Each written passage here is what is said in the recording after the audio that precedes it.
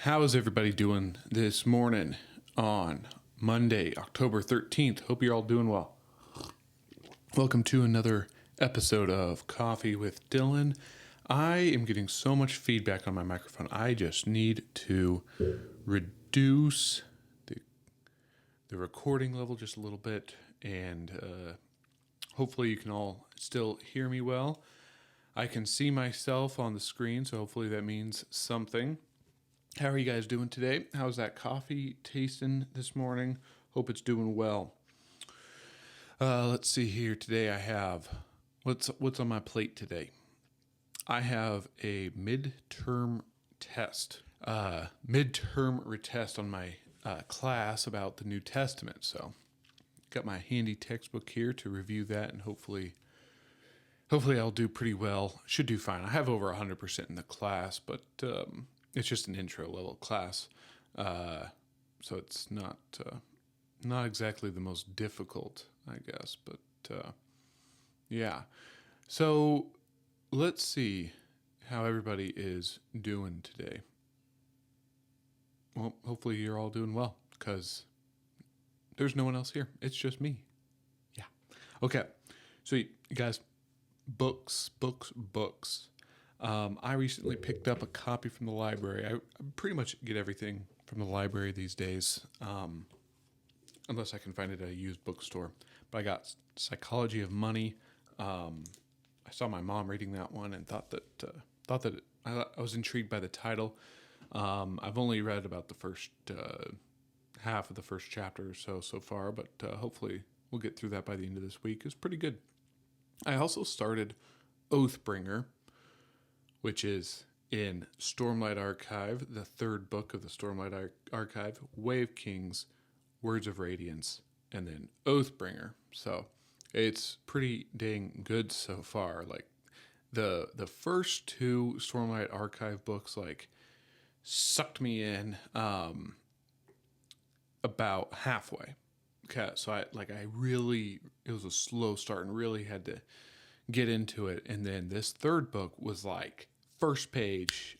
Man, I am intrigued with everything. So that was I was actually like, dang, this book really, and I'm only like 130 pages in so far, and it's pretty dang good. Pretty dang good out of like 1,200 pages. Ugh. All right. To save a little time this morning, I found a Substack post to share with you guys by one of my favorite Substackers, Jacob. So we're going to go ahead and go on over there, and we'll take a look at what Jacob has for us. Something about continuance. So we'll go ahead and see if this is working. Hopefully you can see this. And Notion of Continuance by Jacob.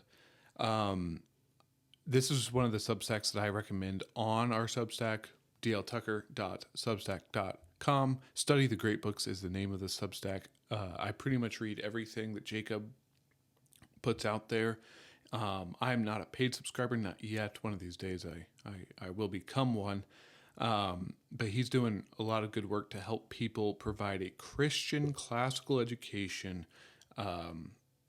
He's developing that curriculum so that people can do that for, their kids do homeschooling, which is just wonderful. And then he puts out all these study guides for all these classic books, but he's also, sometimes he'll put out these just, words of wisdom kind of posts. That's not what he calls it. That's just what I call it. So, oops, I keep accidentally bumping the microphone. Okay. So the notion of continuance, finding ourselves in the midst of a never-ending story. In Rosemary Sutcliffe's modern classic, The Eagle of the Ninth, she tells us the story of Marcus, a young centurion in the Roman military who has been stationed in Great Britain. Upon arriving to take his first command at a fort in the furthest frontier of the empire, Marcus observed his new surroundings. He observed the rougher conditions of a fort so far from Rome itself. He noted a humorous and crude drawing of a centurion made by a disgruntled soldier, but of particular note was a rose bush which was not native to the area. And in one corner of the officer's courtyard, some past commander, homesick for the warmth and color of the South, had planted a rose bush in a great stone wine jar, and already the buds were showing crimson among the dark leaves. That rose bush gave Marcus a sense of continuance. It was a link between him and those who had been before him, here on the frontier, and others who would come after. Powerful. Okay, that's a good description. I don't know what this book is. I've never heard of it before. I'll have to look into it. But he already has he already has a study guide out for it. So it must be pretty good if it made Jacob's list of study guides. The rosebush became a powerful symbol of something very dear to Marcus, namely that he was part of something larger than himself. See, what I like about that passage that he shared is that passage really connects you with what he's going through, and then quickly, what he decides that he's going to do moving forward, or at least what his motivation will be moving forward. He was part of something which preceded his coming and which would endure long after he had moved on. His place in the world made sense because he understood where he fit. To understand what has come before and how it has led to our part to play in the now, as well as to understand how we can shape things in the now for the good of those whom we will never meet, is of unspeakable value. Without understanding our connection to the past and our responsibility to the future, we are all adrift on an ocean of purposelessness. Living in the now can be good. Living for the now is unspeakably misguided. There's another... Oh, yes, Two Towers. Yep. Okay, there are Two Towers. Obviously, Lord of the Rings. Treacherous secret road into the accursed land, climbing the stairs of Cirithongol. They pause in their wearisome task to take a little rest and food.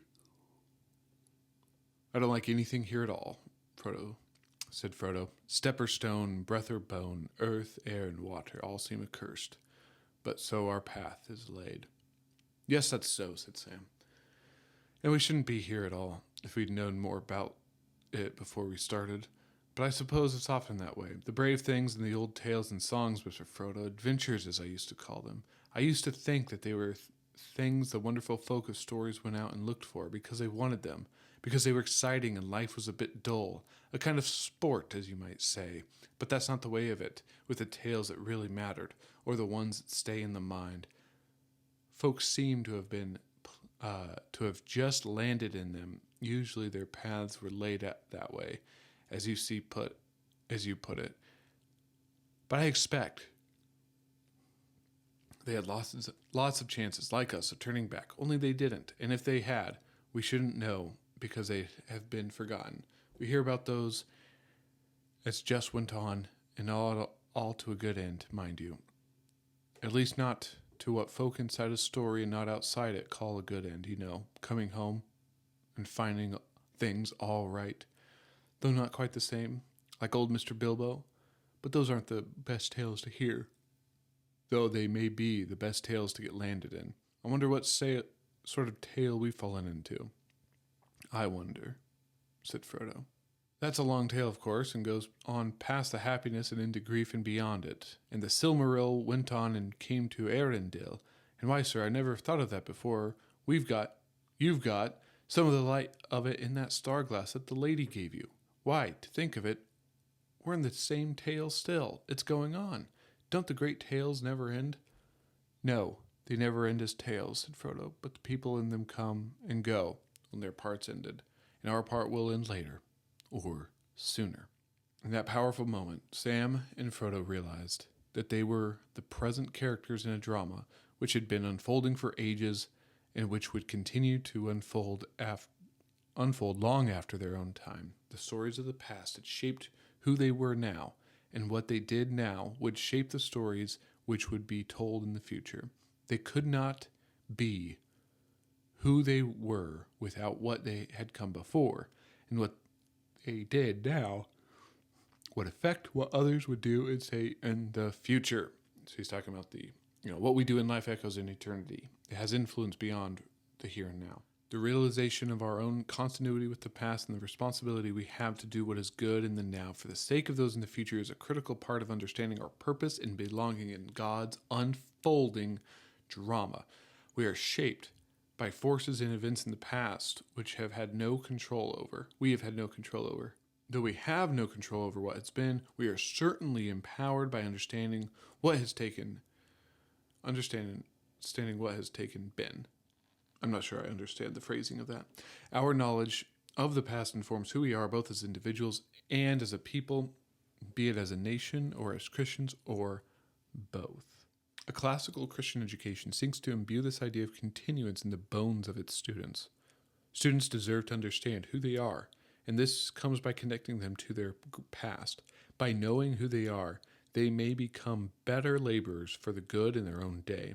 By becoming laborers for the good in their own day, serve those whom they will never meet this side of eternity. It's always a strange phrase. It makes sense, this side of eternity.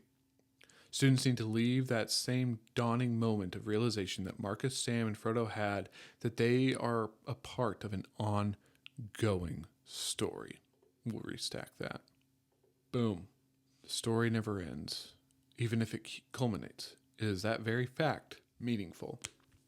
What we do now is partly determined by those who came before. What we do now will be inherited by others as part of their foundation. The parts we play in the story will echo in eternity. Oh, called it. It's a line from Gladiator. Lads, what we do in life echoes in eternity.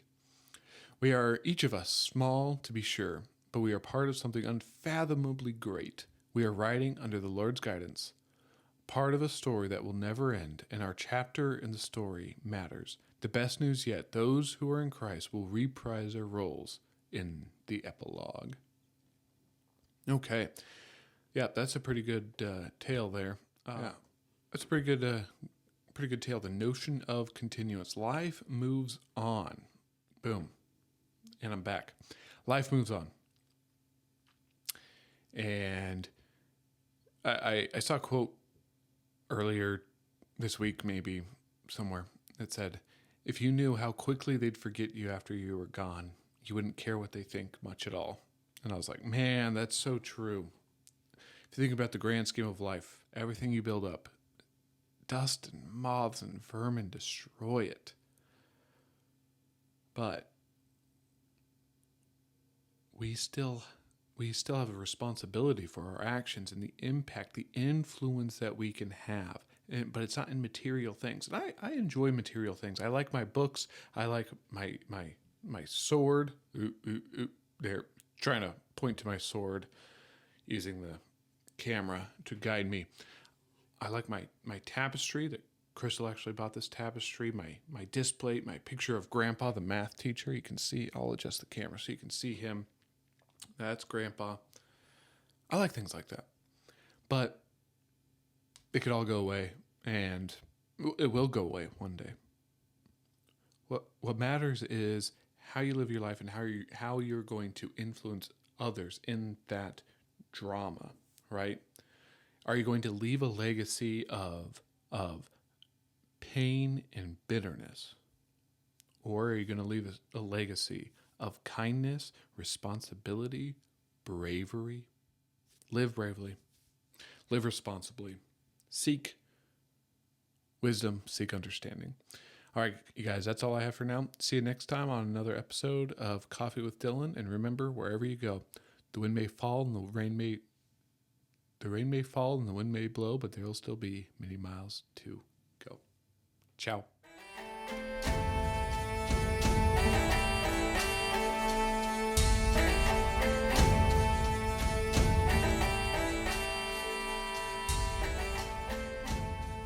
Music for this podcast is provided by Kevin MacLeod, New Hero in Town.